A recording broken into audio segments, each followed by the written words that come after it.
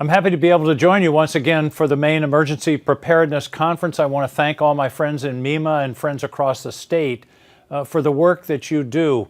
If ever we needed a reminder of why what you're doing is so important, this past fall certainly gives us that. The hurricanes in the Caribbean, which could have come up our way, fortunately that didn't happen, but if ever there was a graphic representation of how important preparedness is, it was those tragic storms. So that's the main thing that I want to communicate.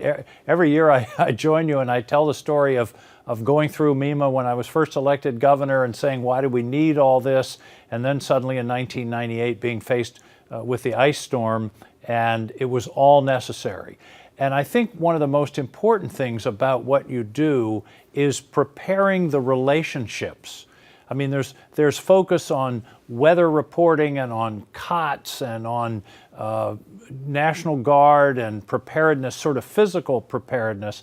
But I think one of the most important things you're doing is things like this, meeting together, getting to know each other, establishing relationships and communications links, because when a disaster strikes, it can't be handled simply by MEMA personnel or by the state police or the National Guard or the local preparedness people in the counties and in the communities.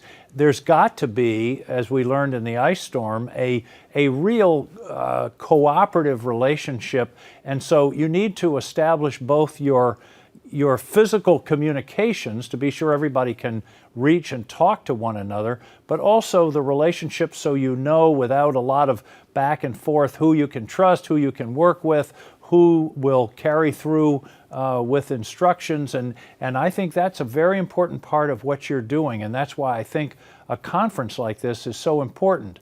There was a time in my life when I thought, well, you know, I can't take time off from work to go to a conference or go to a convention. I'm too busy, I can't justify it. And over time, I've come to learn the tremendous value of just taking a deep breath, thinking about what you're doing, and meeting with people who have similar challenges in their work. One of my favorite quotes from Abraham Lincoln is somebody once asked Lincoln what he would do if he was given an hour to split a cord of wood. And his answer was, I'd spend the first 15 minutes sharpening my axe. And that's a pretty profound observation, because most of us would just commence chopping. But what you're doing here at this conference is sharpening your axe. You're getting ready, you're thinking, you're establishing relationships, you're thinking through what are the rules of the road going to be if there's a crisis in Maine of whatever nature. So I want to congratulate you for what you're doing, for the thoughtfulness that you're putting into this.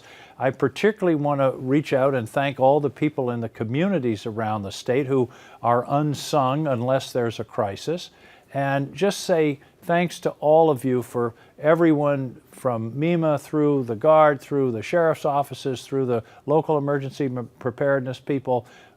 You are doing important work, and it's one of those things where you don't get a lot of credit until the crisis hits, and then everybody says, wow, that was great. I didn't realize we had those people to establish those shelters and all of the things that go into helping Maine people cope with a dangerous situation.